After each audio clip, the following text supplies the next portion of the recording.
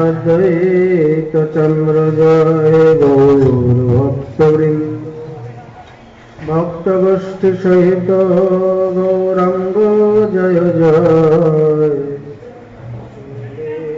ভগবত কথা ভক্তি লাভ।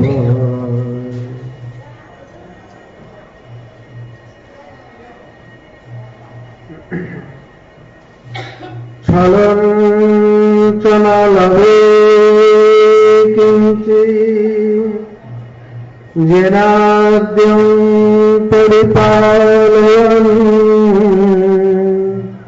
নিবন্ধং সকৃতং ধাত আনয়ামি আত্মনঃ পদम्।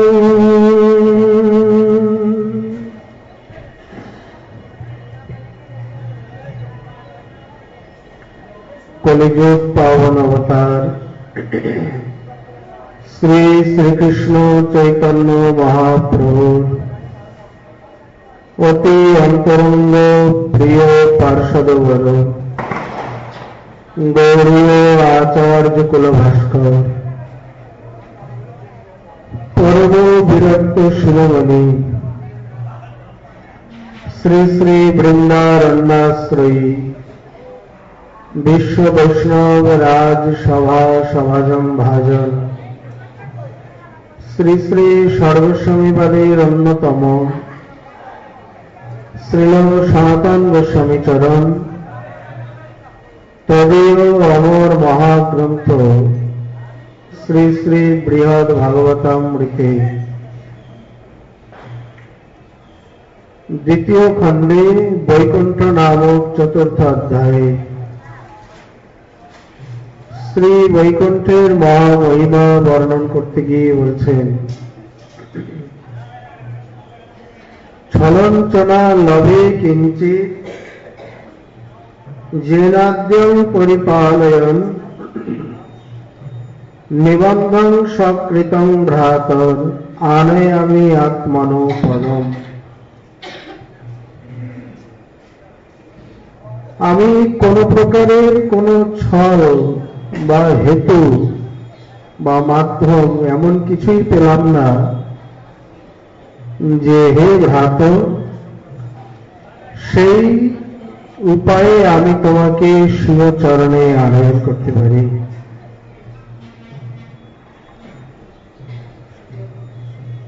এখানে শ্রীপাদ তিনি নিজেই টিকাতে বলছেন যে গোপকুমার মহাশয় যখন উপস্থিত হলেন সেইখানে বৈকুণ্ঠের সেই বিরাট মহামহনীয় শোভা যা কোটি কোটি ইন্দ্রপুরীকে তুচ্ছ করে তাচ্ছিল্য করে, এমন সেই বিরাট মহামহিষর্য দেখে তিনি আশ্চর্যান্বিত হয়ে যান, অবাক নির্বাক হয়ে যান। সেই প্রসঙ্গে প্রভুর রূপমাধুরী, তার সেবা বৈভব, এছাড়াও পদ্মপুরাণ আদিতে আরো যে কিছু বর্ণন রয়েছে, এখানে তিনি দেখছেন যে শ্রী লক্ষ্মী দেবী তাম্বুল অর্পণ ভঙ্গিতে তাম্বুল অর্পণ করেছেন এবং পরবর্তী তাম্বুল অর্পণের জন্য সেই রূপে অবস্থান করে আছেন।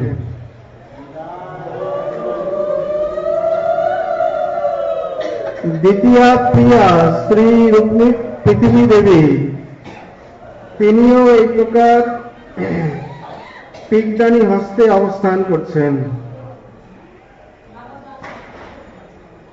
এবং সেই সঙ্গে প্রভুর সেবায় অত্যন্ত ঐকান্তিকী মানে একান্ত ব্যগ্রতা নিয়ে আকুলতা নিয়ে তিনিও অবস্থান করছেন।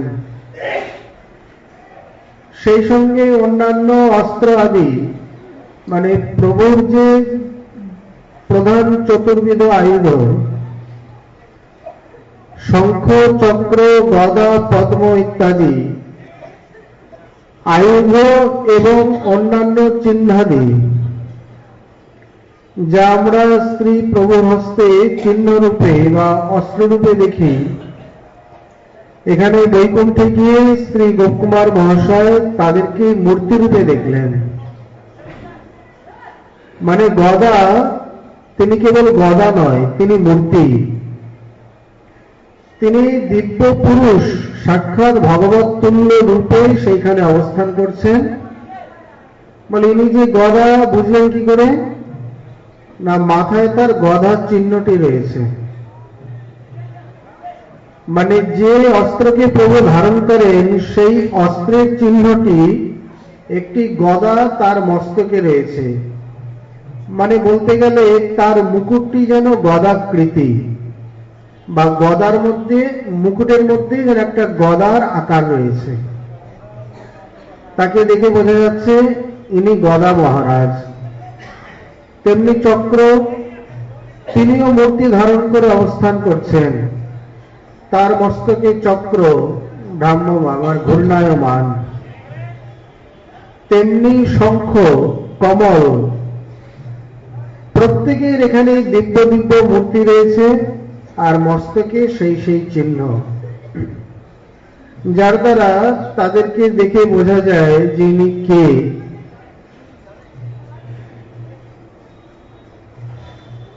বা কোনো নবাগত বা নবীন কেউ, মানে গোপকুমার আদির মতো এই প্রকার এসে উপস্থিত হয়, তাহলে তাদেরকে চিনিয়ে দিতে হবে না, তারা দেখেই বুঝতে পারবেন যে ইনি কে। সেই প্রকার শেষ, বিশ্বক্সেন, সুপর্ণ মানে গরুড় ইত্যাদি সব পার্শ্বদবৃন্দ চারিদিকে রয়েছে।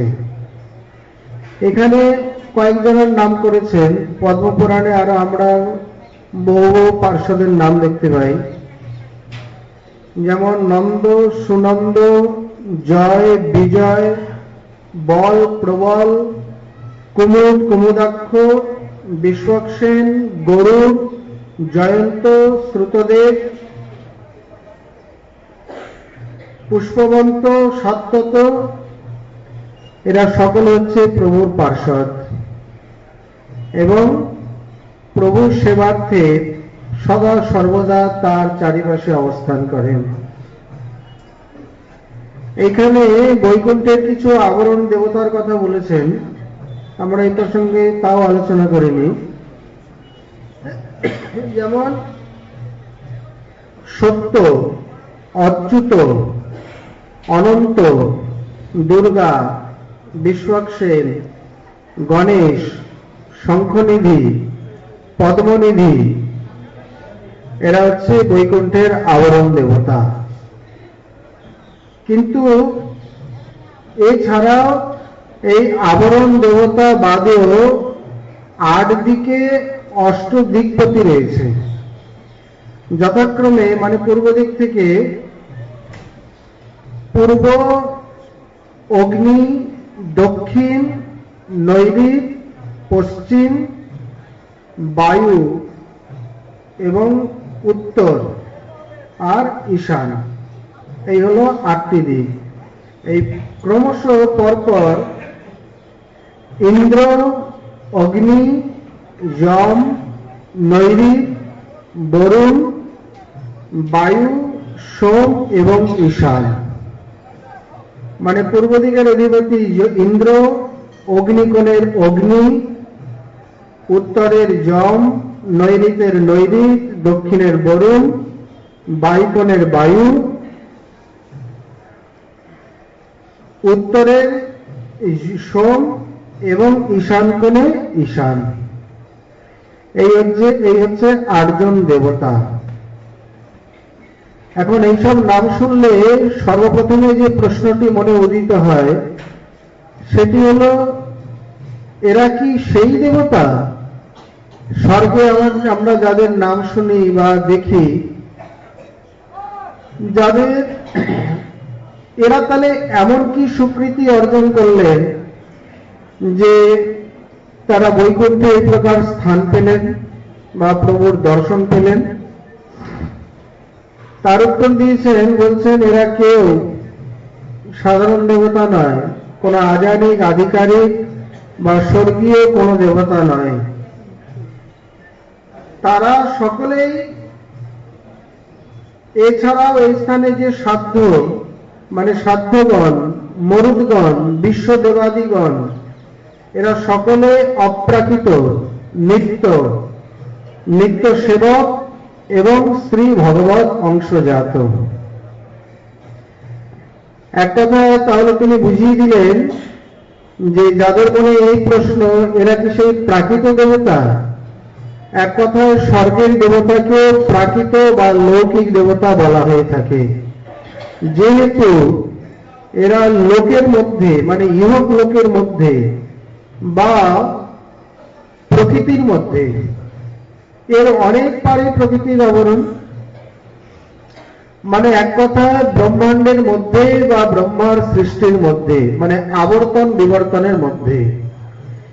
এই আবর্তন বিবর্তনের মধ্যে বলে, এই আবর্তন বিবর্তন পরিবর্তনের মধ্যে যারা যারা পড়বে, গীতা অষ্টম অধ্যায় পরিষ্কার বুঝিয়ে দিয়েছেন, আব্রহ্ম ভুবনাং লোকা পুনরাবর্তিন অর্জুন, ততদূর পর্যন্ত পরিবর্তন হয়, ব্রহ্মলোক পর্যন্ত। মানে এই ব্রহ্মলোক পর্যন্ত হচ্ছে মৃত্যুলোক। মৃত্যু হলেই পরিবর্তন, কারণ মরণটাই একটা পরিবর্তন। মৃত্যু হলে আবার জন্ম হবে, সেইটাও পরিবর্তন। জন্ম হওয়ার পর যে স্থিতি, সেইটাও একটা পরিবর্তন। প্রথমে গর্ভ সংস্কার হলো, সন্তান গর্ভে আশ্রয় নিল, ধীরে ধীরে গর্ভ থেকে প্রকট জন্ম নিল, বড় হচ্ছে, বাল্য, কৈশোর, যুবা, প্রৌঢ়, জরা, ব্যাধি, মৃত্যু, সবই তো পরিবর্তিত দশা। একের পর এক দশার পরিবর্তন হয়ে চলেছে। এই জন্য বলছেন মরণ ধর্মী যতদূর পর্যন্ত ততদূর পর্যন্ত পরিবর্তন।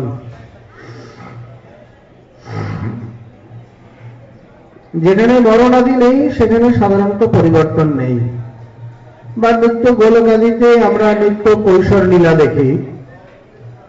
বৃন্দাবনে আবার জন্মাদি লীলা থাকলেও একে প্রাকৃত কালচক্রের পরিবর্তন বলা যাবে না। প্রাকৃত লোকের মতো জন্ম নিয়েছে, শিশু অবস্থা থেকে বাল্য, তার থেকে কৈশোর, যৌবন ইত্যাদি পর্যন্ত বা নিত্য কৈশোর পর্যন্ত আমরা দেখি। লোকবত্ত লীলা কৈবল্যম, এই সূত্র অনুযায়ী এখানে এই ক্রম দেখানো হয়েছে, কিন্তু এটি প্রাকৃত কাল চক্রের মধ্যে নয়, কালাতীত। এটি লীলারস আস্বাদন বা পুষ্টি বর্ধন ইত্যাদির জন্য। ওইটি লীলা করিব যাতে মোর চমৎকার, বৈকুণ্ঠ থাকবে নাহি যে যে লীলার প্রচার। অতএব এইখানে ব্রহ্মলোক পর্যন্ত এই যে পরিবর্তন, এই পরিবর্তনের মধ্যে স্বর্গলোক বলে এই জন্য তাদেরকে প্রাকৃত দেবতা বলা হয়। কিন্তু এই সকল দেবতা এই রকম নাম হলেও এই রহস্য ভালো প্রকট হয়েছে ঋগ্বেদে। ঋগ্বেদে আমরা যে বিষ্ণু সূক্ত, সোম সূক্ত, অগ্নি সূক্ত ইত্যাদি দেখি, এই সকল দেবতা নামে মাত্র, কিন্তু প্রত্যেকটি অংশ ভগবদ অংশ। এখানে যম অগ্নিকে ভগবদ অংশ বলে বা কার্যার্থে ভগবানই যম হয়েছেন, ভগবানই বিষ্ণু হয়েছেন, ভগবানই মরুদ হয়েছেন, ভগবানই অগ্নি হয়েছেন। এই জন্য বেদের দৃষ্টি হল মহৎ দেবানাম অসুরত্তম একত্তম। বেদের এই একক দৃষ্টি, সকলের মধ্যে ঈশ্বর, ঈশ্বরের মধ্যে সকল। এই জন্য বেদের মধ্যে ভেদ বলে কিছু নেই। সাধারণ অন্যেরা এই ভাবটা বুঝতে পারে না বলে তারা নানান প্রকার ব্যাখ্যা করেন। বিখ্যাত জার্মান পণ্ডিত ম্যাক্স মুলার 24 বছরের কঠোর সাধনে ঋগ্বেদকে ইংরেজিতে অনুবাদ করেছে, সংস্কৃত শিখে। কিন্তু এই জায়গায় গিয়ে ভুল করে ফেলেছেন। ভুল মানে তিনি বলছেন যে এই যে ভারতীয় ঋষিরা বা তারা হচ্ছে মূর্খ চাষার মতো। কত বড় স্পর্ধা দেখুন। তার বাণী অনুবাদ করছে অথচ তাদের নামে দোষারোপ করে। বলে এরা ভয় পেয়ে প্রাকৃতিক বিপর্যয়কে দেখে তাকে দেবতা বলে কল্পনা করেছে। এই জন্য সূর্য একটা দেবতা হয়ে গেছে, বায়ু একজন দেবতা হয়ে গেছে, অগ্নি একজন দেবতা হয়ে গেছে, জল একজন দেবতা হয়ে গেছে, আকাশ একজন দেবতা হয়ে গেছে। কিন্তু এতে রহস্য বোঝেনি। আসলে সব জায়গাতে একই নীতি। মহৎ আনুগত্যে শাস্ত্র চর্চা না করলে শাস্ত্রার্থ বোঝা যাবে না, ওই রকম নিজে নিজেই ব্যাখ্যা করবে। তিনি বলছেন যেখানে যেমন স্বয়ং সার্বভৌম সম্রাট, চক্রবর্তী সম্রাট, সে নিজে তেমন কোনো কাজ করে না। তার প্রধানমন্ত্রী রয়েছে, প্রধান সেনাপতি রয়েছে, তার পাত্র মিত্র সভাসদ আমির ওমরাহ কত কিছু থাকে, তার মন্ত্রী রাজ্যপাল ইত্যাদি দিয়ে সে তার সম্পূর্ণ দেশটাকে শাসন করে, সে কেবল নির্দেশ দেয়। তেমনি স্বয়ং ভগবান তার লীলারস আস্বাদন এবং ভক্তগণকে আস্বাদন করানো ছাড়া নিজস্ব কোনো কাজ নেই।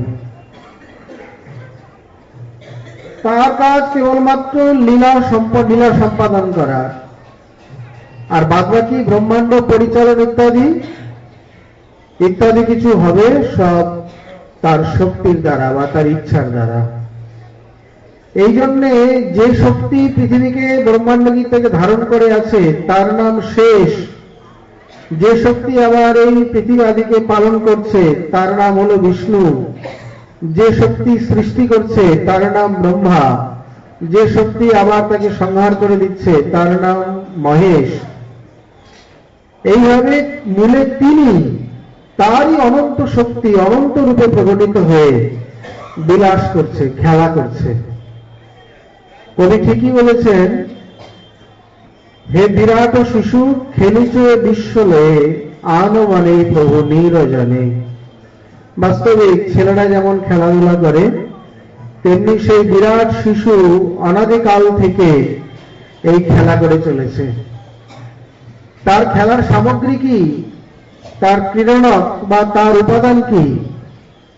সাধারণ ছেলেরা যেমন মাটির ছেলে মাটি নিয়ে ধুলা খেলা করে, এই অপ্রাকৃত বিরাট শিশু সূর্য, চন্দ্র, গ্রহ, নক্ষত্র, ব্রহ্মাণ্ড, ব্রহ্মা, জীব, মায়া এইসব নিয়ে খেলা করে। যখন খেলতে ইচ্ছা হয় তখন খুব খেলায় মেতে যায়, মানে সম্পূর্ণ ব্রহ্মাণ্ড সৃষ্টি করছে, একদিকে স্বরূপ শক্তিতে, একদিকে বহিরঙ্গ শক্তিতে। আবার যখন খেলতে ইচ্ছা করে না, একটু বিশ্রাম নিতে ইচ্ছা করে বা আত্মস্থ হয়ে থাকতে ইচ্ছা করে, যে এখন খেলাটা না থাক, পরে দেখা যাবে, সব ভেঙে চুরে একাকার করে মহাপ্রলয়ে কোথায় যে চলে যায়। একটু ভাবলেই বোঝা যাবে বর্তমান নেটের ইন্টারনেটের যুগ। কত বড় জোর এই 30-35 বছর হবে ইন্টারনেটের বয়স। কম্পিউটার কত গবেষণা করতে করতে আজ এই কম্পিউটারের যুগে এসে পড়েছে। না জানি কলির থেকে এই কম্পিউটার আরো কত উন্নত রূপ বা বিকৃত রূপ ধারণ করবে, কিন্তু প্রলয়ের সময় কিচ্ছু থাকবে না, ভেঙে চুরে সব কোথায় একাকার হয়ে যাবে। পরবর্তী সত্য যুগে যে প্রজারা আসবে, কম্পিউটার নামে কোনো জিনিস ছিল বা এই প্রকার ইন্টারনেট নামে কিছু ছিল তারা জানবে না, তাদের বুদ্ধির মধ্যে আসবে না, তাদের সৃষ্টি আবার আলাদা হবে। ভগবান বুদ্ধি রূপে কত নব নব উন্মেষণী বা উন্মেষশালিনী এই প্রতিভা বুদ্ধি যে দিয়ে চলেছে, জীব কত কিছু সৃষ্টি করছে, আবার কত কিছু ধ্বংস হয়ে যাচ্ছে, কে তার খোঁজ রাখে? এই প্রকার তিনি আবার নতুন নতুন কিছু সৃষ্টি করবেন। অনাদিকাল থেকে এই খেলা চলছে। কত শত আনন, কত চতুর আনন, নত আদি অবসানা, তো হে জনমে পুনঃ তো হে সমাবত সাগর লহরী সমানা। কত চতুরানন, কত পঞ্চানন, কত ষড়ানন, কত শতানন, সহস্রানন, কোট্টানন, কিন্তু প্রভু তোমার কোনো আদি অবসান নেই। যেমন সাগরের থেকে তরঙ্গ উত্থিত হয়ে সাগরে অবস্থান করে আবার সাগরেই লয় হয়ে যায়, তেমনি তোমার থেকে সৃষ্ট হয়ে তোমাতেই আবার লয় হয়ে যাচ্ছে, কিন্তু তোমার কোনো ক্ষয় ব্যয় বলে কিছু নেই। তুমি এক অনাদি অনন্ত রূপে অক্ষয় অব্যয় রূপে রয়েছ। এইভাবেতে শ্রী ভগবানই বিবিধ প্রকার শক্তিরূপে জগতে খেলা করছেন, লীলা করছেন, বিলাস করছেন, বিহার করছেন। এই দৃষ্টিভঙ্গিতে না গিয়ে ম্যাক্সমূলার করেছে কি তাকে ভিন্ন ব্যাখ্যা করে দিয়েছেন, এবং এটি ভ্রান্ত ব্যাখ্যাই। এ ব্যাখ্যা ঋষি অনুগত হয়নি বা ঋষি সমীচীন নয়। এইখানে বৈকুণ্ঠের যে আবরণ দেবতা, যে দিকপাল, লোকপাল ইত্যাদি সকলে অপ্রাকৃত। বাস্তবিক অপ্রাকৃত না হলে হবে কি করে? ধাম তো অপ্রাকৃত, প্রাকৃত জন এখানে আসবে কি করে? বলে গোপকুমারাদি যে আসে বা যারা যারা আসে তখন তারা অপ্রাকৃত হয়েই আসে, কারণ অপ্রাকৃত বস্তু নহে কবু প্রাকৃত গোচর, বেদ পুরাণেতে ইহা কহে নিরন্তর। অপ্রাকৃতের সঙ্গে যার এই সম্বন্ধ, আগমন, অবস্থান, যাবতীয় কিছু ওই সময়ের জন্য হলো বা অপ্রাকৃত বলে জানতে হবে, বা অপ্রাকৃত হয়েছে বলেই তিনি আসতে পেরেছেন। একথা শ্রীপাদ আগেই বলে গেছেন। বিশেষ করে ভক্তি সাধনের দ্বারা কৃষ্ণ ভক্তি সুধা পানা দেহলৈক বিস্মৃতি তেষাং ভৌতিক দেহেপি সচ্চিদানন্দ রূপতা। ওই সচ্চিদানন্দ রূপতা এসছে বলেই ধ্রুব, প্রহ্লাদ বা গোপকুমার ইত্যাদি তারা সশরীরে হোক বা তাদের সিদ্ধ শরীরে হোক আসতে পেরেছেন, তা নাহলে পারতেন না। এই জন্য এখানে যারা আছেন একটি সামান্য উপকরণ পর্যন্ত তারা নিত্য, তারা চিন্ময়, অপ্রাকৃত এবং ভগবানের মতনই সচ্চিদানন্দ, মানে ভগবৎ অংশ থেকে জাত। এই দেবতাগণ কেউ প্রাকৃত ইত্যাদি নয়। এইভাবে এই গোপকুমার মহাশয় তাদেরও দেখলেন। দেবর্ষি নারদ প্রভু ভক্ত শিরোমণি কীর্তন রসলম্পত, তিনি এমন ভঙ্গি করে কীর্তন করছেন, নর্তন করছেন, মাঝে মধ্যে প্রভু তার দর্শন, তার নৃত্য কীর্তন দেখে উচ্চস্বরে হেসে উঠছেন। যখন তিনি উচ্চস্বরে হাসছেন, তার হাসির হিল্লোলে সমগ্র বৈকুণ্ঠপুরী যেন কম্পিত হয়ে উঠছে, মানে গমগম করে উঠছে প্রতিধ্বনিতে। এমনিতেই তিনি মেঘমন্দ্র তার কণ্ঠস্বর, যেমন মেঘবর্ণ তেমনি মেঘমন্দ্র স্বর, আর সেই স্বরেতে যখন হেসে উঠছেন এত মিষ্টি মধুর আর সেই সঙ্গে এত গম্ভীর যে পুরী যেন প্রকম্পিত, মানে নিনাদিত হয়ে উঠছে। আর সেই সঙ্গে তার দন্ত কৌমুদীর বিকাশ। গোপকুমার মহাশয় অপলক নয়নে সেই মাধুরী, সেই শ্রবণ মাধুরী, সেই নেত্র মাধুরী, রূপ মাধুরী, সৌন্দর্য মাধুরী ইত্যাদি তিনি পান করে চলেছেন, গ্রহণ অনুভব করে চলেছেন। এইভাবে বলতে বলতে তিনি যখন সামনে এসে উপস্থিত, শ্রী ভগবান বলছেন, হে ভ্রাত। প্রথমেই সম্বোধন করলেন হে ভ্রাত। গোপকুমার কি ভগবানের ভাই নাকি? ভ্রাত বললেন যে, হিসাবে তো গোপকুমার তার ভক্ত, বৎস বলতে পারতেন, তাতেও বলতে পারতেন, বা অন্যান্য আরো কত কত মিষ্টি, সৌম্য, অঙ্গ, এই যে কত সুন্দর মিষ্টি, সুন্দর বাৎসল্যপূর্ণ সম্বোধন রয়েছে। যেমন শ্রী উদ্ধবকে তিনি বলছেন গচ্ছদ্ভব ব্রজং সৌম্য। এখানে উদ্ধবকে শ্রী ভগবান সৌম্য বলে বলেছেন, অত্যন্ত সৌম্য মূর্তি তিনি। উদ্ধবকে বলা হয়েছে, উদ্ধব হচ্ছে মূর্তিমান উৎসব। অতি শোকে, অতি দুঃখের দিনেও কেউ যদি উদ্ধবকে দেখে তাহলে সে শোক দুঃখ ভুলে যাবে। উদ্ধবের মূর্তিটাই এমন। এই প্রকার আরো অনেক সুন্দর কোমল, এগুলোকে বলা হয় কোমল সম্বোধন। অঙ্গ, সৌম্য, তাত, বৎস, এগুলোর মধ্যে যেমন স্নেহ রয়েছে, বাৎসল্য রয়েছে, কোমলতা রয়েছে। কিন্তু এখানে শ্রী বৈকুণ্ঠ নায়ক বললেন হে ভ্রাত। এখানে ভ্রাত বলার তাৎপর্য হল যে এখানে তিনি তাকে অত্যন্ত সখ্যতায় গ্রহণ করেছেন। মানে ভ্রাতা বলতে কি, ভাই কাকে বলে? ভাই বলা হয় সহোদরকে। সমানং উদরং যস্য স সহোদর, একই উদরে যিনি জন্মগ্রহণ করেন তাকে বলা হয় সহোদর। তাহলে সহোদরের মধ্যে, দুই ভাইয়ের মধ্যে যেমন একটা ভ্রাতৃত্ব বোধ থেকে, আর একটু আসতে,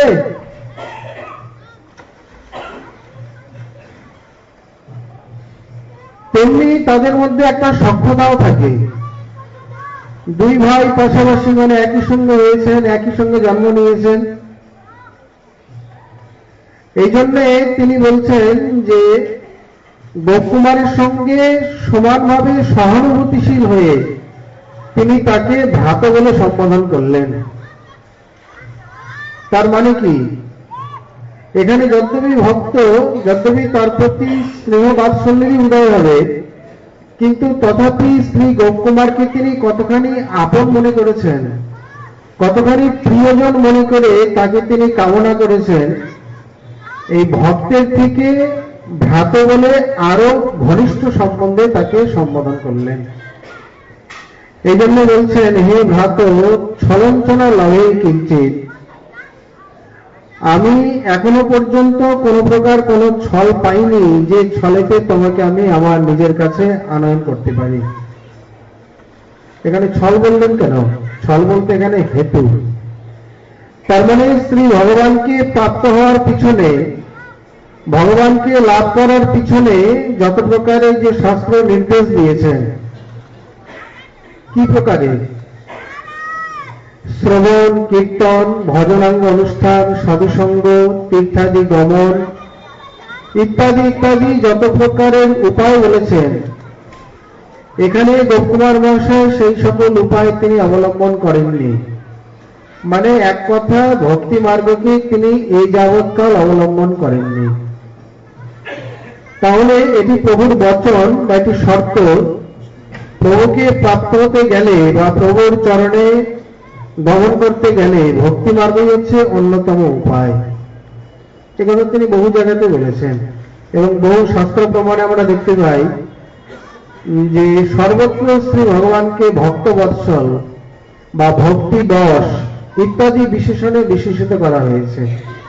কিন্তু কুত্রাপি যোগী বৎসল বা তিনি যোগী বশ, কর্মী বশ, মানে যোগ বশ, জ্ঞান বশ ইত্যাদি এই সকল বিশেষণ তার মধ্যে দেখা যায়নি। এই সকল সাধন প্রবর্তন করেছেন যিনি রুচ অনুযায়ী তারা সাধন করবেন ঠিকই, কিন্তু তিনি বশীভূত কিসে? তিনি বশীভূত একমাত্র ভক্তিতে। যেহেতু ভক্তিরেবৈ নং নয়তি ভক্তিরেবৈ নং দর্শয়তি ভক্তিবর্ষ পুরুষ ভক্তিরেব ভিয়সি গরিয়সি বহিয়সি মহিয়সি চ। ভক্তি যেহেতু একমাত্র তাকে বশীভূত করতে পারে, এছাড়া অন্য কোন সাধনে এমন কোন উপাদান, এমন কোন সামর্থ্য নেই যে শ্রী ভগবানকে বশীভূত করতে পারে। যেহেতু এই যাবৎকাল তুমি ভক্তিকে অবলম্বন করনি, এই জন্য আমি তোমাকে অন্য কোন ছলে, মানে অন্য কোন সাধনাদির দ্বারা তোমাকে এখানে আমার কাছে আনতে আমার ইচ্ছা থাকলেও, আমার আন্তরিক প্রয়াস থাকলেও আমি তোমাকে আনতে পারিনি। কারণ এইখানে একটাই কথা, যে এইভাবে যদি তিনি তাকে নিয়ে আসেন, তাহলে অন্য ভক্ত যারা আছে তারা কি বলবেন? তবু তাহলে আমরা কি দোষ করলাম? আমাদের নিলেন না, আমাদেরকে এইখানে এত দূরে এইভাবে রেখেছেন কেন? আমরা তো যৎসামান্য হলে তার ভজন করছি, আপনার ভজন করছি। কিন্তু এইখানে তিনি বলছেন যে ছলঞ্চনা লভে কিঞ্চিৎ, শুধু তাই নয়, তত্ত্বে ময়্যে কৃপাং দীক্ষ ব্যাঘ্র অনুগ্রহ কাতর অনাদিম সেতু মূল্যঙ্গ তজ্জন্মেদম অকার্যম শ্রীমদ গোবর্ধনে তস্মিন নিজ প্রিয় তমাস্পদে স্বয়ং এব অবহং তাত জয়ন্তাক্ষ সতে সতে গুরু। আমার প্রতি ময়ি অকৃপাং দীক্ষ, আমার প্রতি তোমার কৃপা না দেখে, মানে এখানে বলার তাৎপর্য কি? এমন ভঙ্গিতে শ্রীপাদ এই কথাগুলো বলছেন যে ভগবানের যারা ভজন করেন, যারা ভক্তি সাধন করেন, শ্রী ভগবান বলছেন সেই সকল জীব বা সেই ভক্তগণ আমার প্রতি কৃপা করে থাকেন, আর যারা আমার ভজন করছে না তারা আমার প্রতি কৃপা করছে না। ভগবান কতখানি দৈব বিনয়ে কোথা থেকে কোথায় নেমে এসে এই কথাটি বলছেন, আশ্চর্য, আমরা এই ব্যাখ্যা করার শক্তি নেই। তিনি বলছেন মই অকৃপাং দীক্ষ, মানে আমার প্রতি তোমার কৃপা না দেখে, তাহলে গোপকুমার মহাশয় এই যাবৎকাল ভজন করেননি, এই জন্য তিনি বলছেন আমার প্রতি তোমার অকৃপা। আর তিনি যদি ভজন করতেন তাহলে এই কথা বলতেন না, বলে ভজন করেছেন বলেই তো এসছেন। বলছেন ভজন কিভাবে করেছো জানো?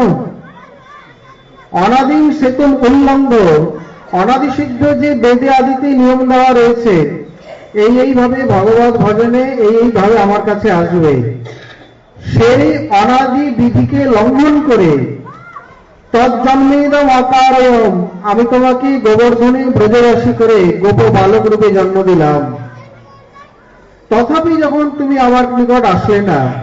এখানে বাগর বলেছেন ইতিপূর্বে যখন আমি তোমাকে জন্ম দিলাম তখন আমি বৈকুণ্ঠে চতুর্ভুজ রূপে, মানে হাত তুলে নৃত্য করেছিলাম। কেন? যেন এইবার তুমি নিশ্চয়ই আমার কাছে আসবে, তুমি আমার ভজন করবে। কিন্তু তথাপি যখন তুমি আমার প্রতি বিমুখ রইলে, তখন আমি স্বয়ং জয়ন্ত নামে তোমার গুরু হয়ে তোমার কাছে তোমাকে গিয়ে দীক্ষা দিয়ে এবং তোমার দিক দর্শন করে তারপর তোমাকে এখানে নিয়ে আসলাম।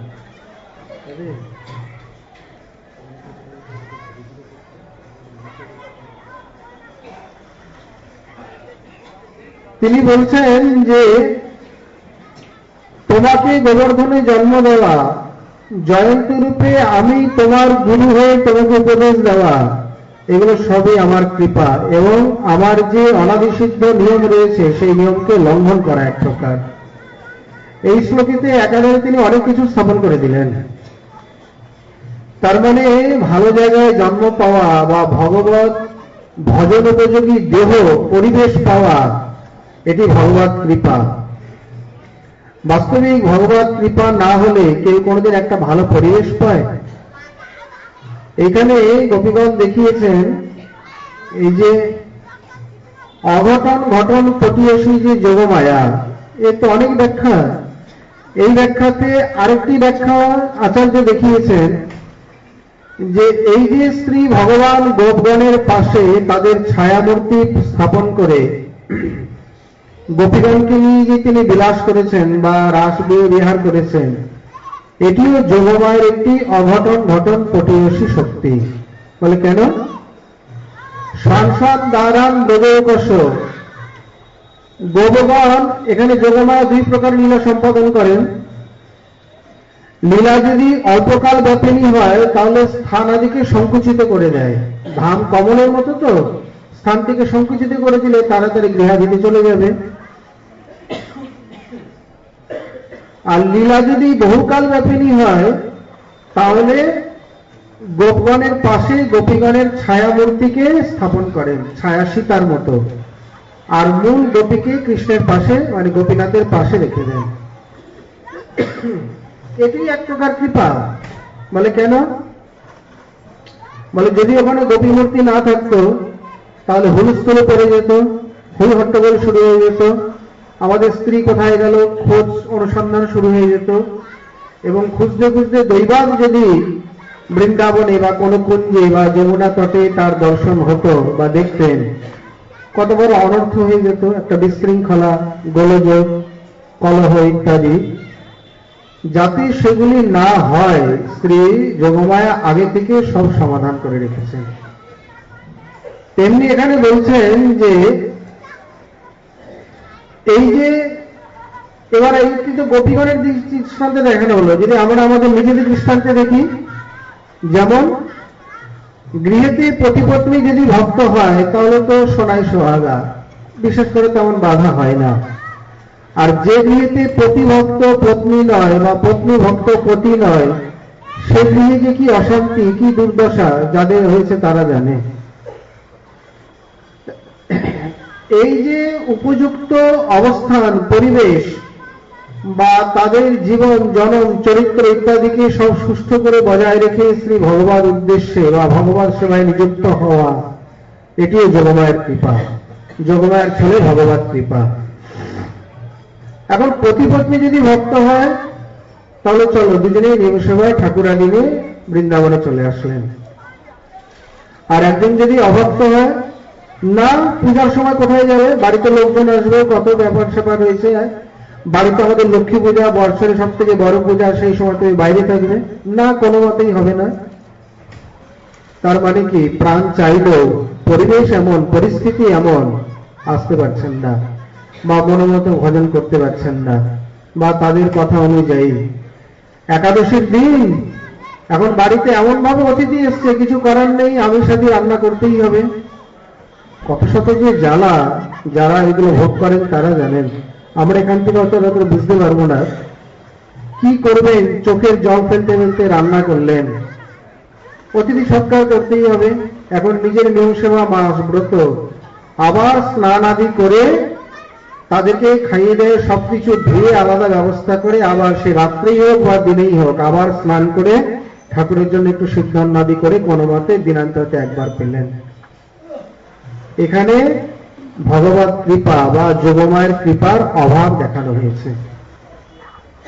যদি সেই প্রকার কৃপা থাকতো তাহলে তাকে আজ এই প্রকার এই দুঃসহ পরিবেশে পড়তে হতো না, জ্বালা যন্ত্রণা ভোগ করতে হতো না।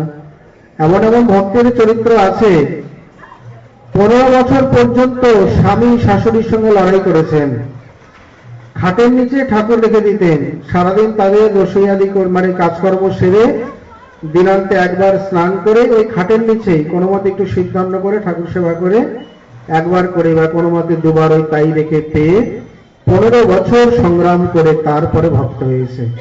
মানে 15 বছর পর স্বামীর মন ফিরেছে, সে ভক্ত হয়েছে, বা তিনি হয়তো তার হাত থেকে নিষ্কৃতি পেয়েছেন। এরকম অনেক অনেক দৃষ্টান্ত রয়েছে। এইখানে প্রভুর কৃপার অভাব দেখানো হয়েছে। তিনি বলছেন যোগমায়ের এই যে কৃপা, মানে সুন্দর পিতামাতা থেকে জন্ম, প্রসাদভোজী পিতামাতা, যার শরীরের প্রতিটি রক্তবিন্দু মহাপ্রসাদ থেকে তৈরি, আমিষাদির থেকে নয়। এই প্রকার পিতামাতার গর্ভে, মায়ের গর্ভে আসা, সেই প্রকার পিতামাতা লাভ করা, সেই প্রকার মহাপ্রসাদের দ্বারা শরীর পুষ্টি লাভ করা, সেই প্রকার পরিবেশের মধ্যে ভজন সাধন করা বা ধীরে ধীরে বর্ধিত হওয়া, এগুলো কি ভগবত কৃপা নয়? সুচিলাং শ্রীমতাং গেহে যোগভ্রষ্ট বিজায়তে, ভগবান নিজেই বলেছেন আমি তাকে পরবর্তীকালে এমন শরীর দিয়ে এমন জায়গায় জন্ম দিই যে সেই প্রকার ভগবান মানে আমার ভজন করে আমার চরণ লাভ করতে পারি। বহু সময় দেখা যায় কর্মফল এমন ভাবে জড়িয়ে থাকে লতার মতো, যত তাকে ছাড়ানো যায় ততই জড়িয়ে যায়, কোনো মতেই ছাড়ানো যায় না। মনে করি এই পরিবেশ থেকে আমি মুক্ত হয়ে যাব, কিন্তু পরিবেশ তাকে ছাড়তে চায় না, একের পর এক তাকে এমন ভাবে অক্টোপাসের মতো বেঁধে রাখে। এই যে একটা সুন্দর পরিবেশ পাওয়া, পিতামাতা পাওয়া, প্রসাদের ব্যবস্থা, সবই ভগবত কৃপা। তা গোপকুমার মহাশয়কে গোবর্ধনে জন্ম দিয়েছেন, সুন্দর গুরুকরণ করিয়েছেন বা তার থেকে কৃপা লাভ করিয়ে বা প্রাপ্ত করিয়েছেন, এই সমস্ত কিছুর পিছনে ভগবত কৃপা রয়েছে। যেমন শ্রী যোগমায়া গোপীগণের ছায়ামূর্তি স্থাপন করে তাদেরকে নিঃসংকোচে মানে নির্বিবাদে বা বিনা ঝঞ্ঝাটে গোপীনাথের সঙ্গে লীলা বিলাসে সহায়তা করেছেন বা ইন্ধন জুগিয়েছেন, উপায় করে দিয়েছেন। এটি যেমন যোগমায়ের কৃপা, এটি যেমন অঘটন ঘটন প্রতিয়সীর শক্তির প্রভাব, তেমনি এই ভক্ত সমাজের প্রতি বা জগৎজীবের প্রতি সুন্দররূপেই তিনি ভগবান ভজন করবেন। এই সুন্দরতা মানে সুন্দর পরিবেশ বা সুন্দর পিতা মাতা অবস্থা, এটিও ভগবত কৃপাই। তারপরেও যদি ভগবত ভজন না করে, তিনি বলছেন ময়ি অকৃপাং বিক্ষ, ভগবান কতখানি দৈনে নিচে নেমে এসেছেন। বাস্তবিক তিনি যদি নিচে না নামেন, ভক্তটাকে কোনোদিনই ধরতে পারবে না। ছোট্ট দুটি বাহু পাশে সে যদি না নিজে আসে, অনন্ত মহান সেজে নিচে আসা তারে ধরা, নিচে আসা তার সাথে নীরব নিথর রাতে প্রাণে প্রাণে অতি ধীরে প্রাণ বিনিময় করা। আমরা দৃষ্টান্ত বিগ্রহ করে, ছোট্ট শিশু মা মা বলে কেবল ডাকতে পারে, এর বেশি করতে পারে না। বলে তাহলেই মা কোলে নেবে, বলে না। বলে মা মা বলে চোখের জলে দুধ ভাসাতে পারে, তাহলেই মা এসে কোলে নেবে, বলেন না। মা কোলে নাও বলে দুহাত তুলে আকুল প্রাণে ক্রন্দন করতে পারে, বলে তাহলে যে কোল পাবে তারও কোনো মানে নেই। কেন মা দৌড়ে আসবে? বলে মা দৌড়ে আসার পরেও মা যদি এসে চুপচাপ দাঁড়িয়ে থাকে, শিশু যদি আকুল ক্রন্দনে হাত দুটিকে উপরে করে মা মা বলে বুক মুখ ভাসিয়ে দেয়, তথাপি শিশু মায়ের কোলে উঠতে পারে না। যতক্ষণ মা স্নেহেতে নিচু হয়ে শিশুর বাহু তুলে নিজের বুকে উঠিয়ে না নিচ্ছে, মানে মা কোলে তুলে না নিলে শিশু অন্তত মায়ের কোলে উঠতে পারে না, শিশুর সে সামর্থ্য নেই। তেমনি ভক্ত একজন ছোট্ট শিশুর মতো আকুল প্রাণে আকুল ক্রন্দনে মুখ বুক ভাসিয়ে ঊর্ধ্ববাহু করে হা গোবিন্দ বলে প্রাণ গোবিন্দ বলে কেবল তাকে ডাকতেই পারে। কৃষ্ণ তোমার হও যদি বলে একবার, মায়াবন্ধ হইতে কৃষ্ণ তারে করেন পার। সেই আকুল ক্রন্দনে তিনি যখন ছুটে আসেন, বলে তখন তিনি তার চরণ পাবেন, বলেন না, তাও পেতে পারে না।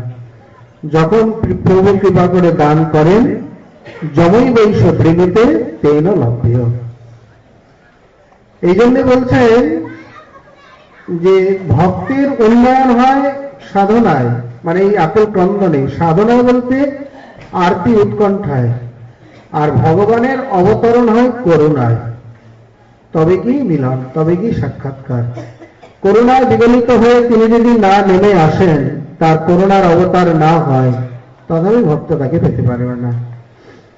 এই কারণে বলছেন যে মই অকৃপাং বিক্ষ, এখানে দৈন্যে বা বাৎসল্যে বা সহানুভূতিতে কতখানি বিগলিত হয়েছেন, কতখানি নিচে নেমে এসেছেন। বলছেন হে ভ্রাত, আমার প্রতি তোমার অকৃপা দেখে, তার মানে কত অল্প মাননকে তিনি কত বহু মানন করেন। একেই তো শ্রীমৎ মহাপ্রভু সনাতন গোস্বামীকে বুঝিয়েছেন, কোটি কাম ধেনুপতির ছাদি যাইছে মরে। একটি কামধেনু, যে কামধেনু নিয়ে এই যে বশিষ্ঠ বিশ্বামিত্রের লড়াই, যে কামধেনুকে নিয়ে কার্তবীর্যার্জুন যমদগ্নিকে হত্যাই করে দিলেন, একটি কামধেনু যদি কারোর কাছে থাকে, মানে জগতের সম্পূর্ণ সম্পদ যেন তার কাছে, কি পাওয়া যায় না, যা চাইবে তাই পাবে।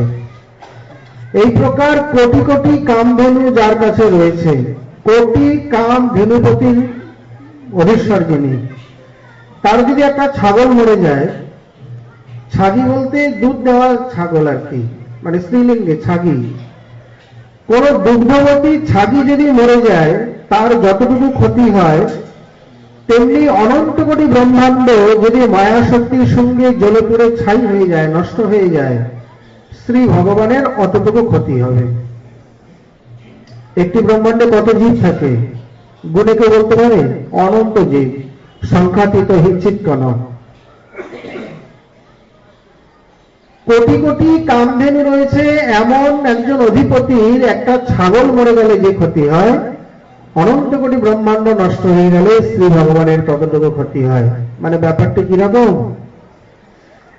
সাগরের মধ্যে কেউ যদি এক অঞ্জলি জল দেয়, সাগরের তাতে কি লাভ হলো? সাগর কি খুব বেশি বেড়ে গেল?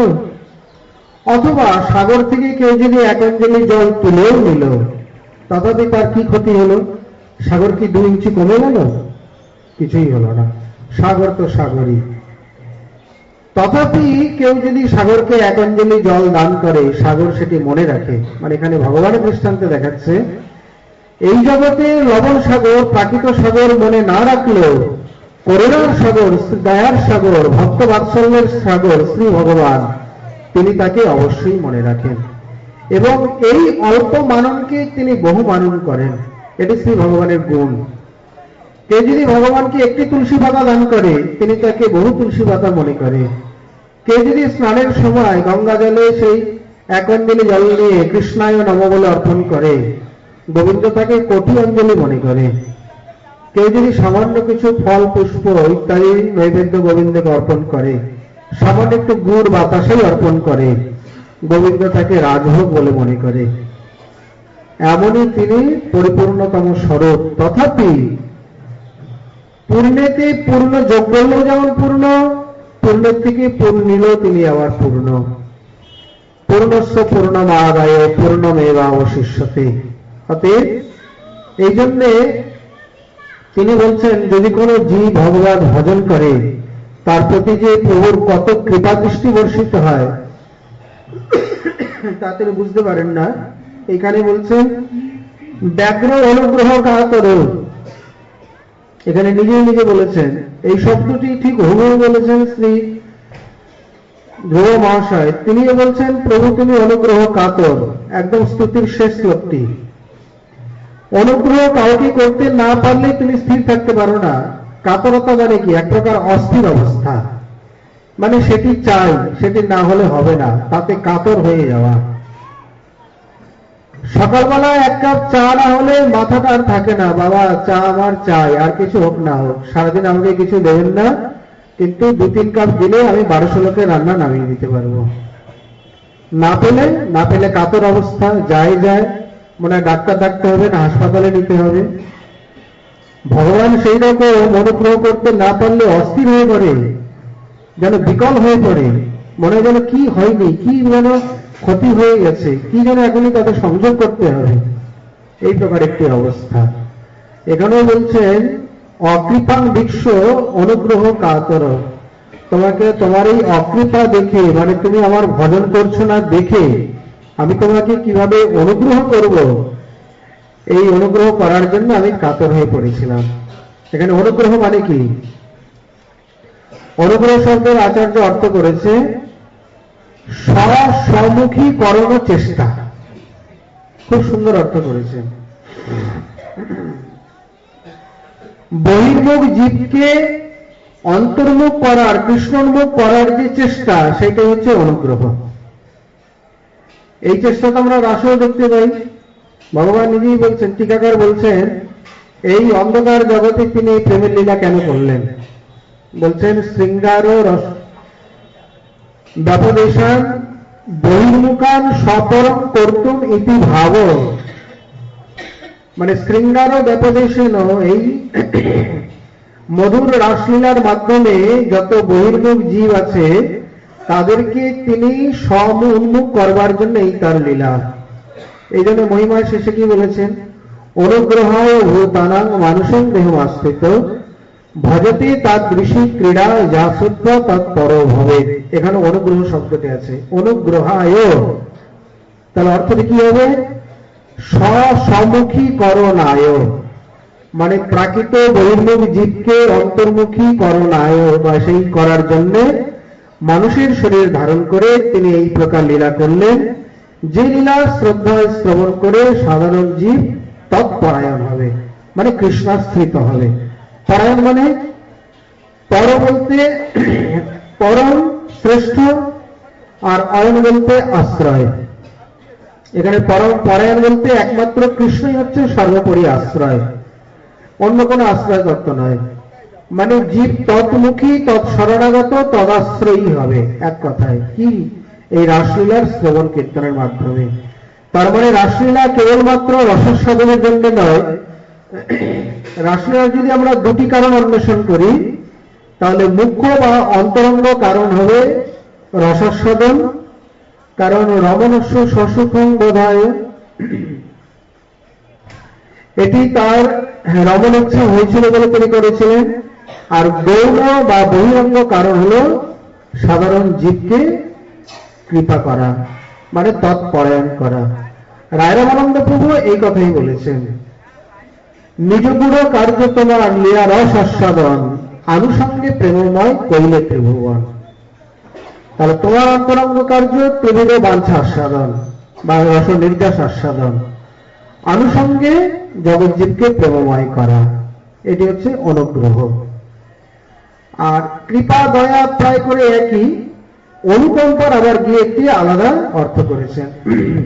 যেখানে ব্রহ্মা বলছেন তত্ত্ব অনুকম্পং সুসমীক্ষমান, এখানে অনুকম্পা শব্দের আবার একটু বেশি মানে বড় অর্থ করেছেন শ্রীজীব প্রভু প্রীতি সন্দর্ভ 84 অনুচ্ছেদে।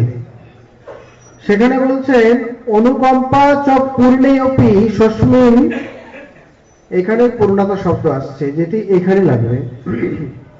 সস্মিন পূর্ণে অপি মানে শ্রী ভগবান নিজে পরিপূর্ণতম স্বরূপ হওয়া সত্ত্বেও কি সেবা অভিলাষং সম্পাদ্য, ভক্তের হৃদয়ে একটা সেবা অভিলাষ সম্পাদন করে সেবকাদিষু সেবাদি সৌভাগ্য সম্পাদিকা, ভক্তের হৃদয়ে সেই সেবা সৌভাগ্য সম্পাদনা করে যে কি ভগবত চিত্ত আর্দ্রতাময়ী তৎ উপকার ইচ্ছা। শব্দটি খুব পেঁচিয়ে বলেছেন, মানে নিজে সম্পূর্ণ পরিপূর্ণতম হওয়া সত্ত্বেও তার মানে তার কোনো সেবার প্রয়োজন নেই, তথাপি তিনি নিজ ভক্ত হৃদয়ে সেই প্রকার সেবা অভিলাষ জাগিয়ে, কারণ অভিলাষ না থাকলে সেবা হবে কি করে? যেমন সনকাদের মধ্যে সেবা অভিলাষ নেই, তারা সেবা করে না, কিন্তু ভক্ত এই প্রকার দাসাদি রস সংযোগে বা সেবার অভিলাষ জাগিয়ে যাতে করে তিনি সেই সেবা সম্পাদন করতে পারেন, মানে প্রভুর চরণে পৌঁছে সিদ্ধ স্বরূপাদি ধারণ করে নিত্য সেবার সৌভাগ্য বা সুযোগ লাভ করতে পারেন, এই প্রকার ভক্তের উপকারময়ী যে ইচ্ছা, ভক্তের জন্য এই যে উপকার করা বা উপকার বিধান করে দেওয়ার যে ইচ্ছাটি, এই ইচ্ছাকে বলা হবে অনুকম্পা। খুব ঘুরিয়ে বলেছেন, অনেক তাৎপর্য এর মধ্যে। তাহলে সর্বপ্রথম হলো দয়া, দয়ার থেকে কৃপা, কৃপার থেকে অনুগ্রহ, অনুগ্রহ থেকে অনুকম্পা। এক পর্যায়বাচী শব্দ হলো তাৎপর্যে ক্রমশ উত্তরোত্তর শ্রেষ্ঠ। দয়া সাধারণ চিত্ত আর্দ্রতা বৃত্তি।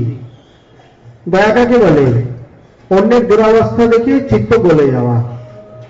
উপকার করতে পারবে কিনা পরের কথা, ও খেতে পাইনি, কিছু থাকলে তাকে খেতে দেওয়া যেত গো, এই যে মনের মধ্যে যে ভাবনাটি, এই ভাবনাটি দয়া।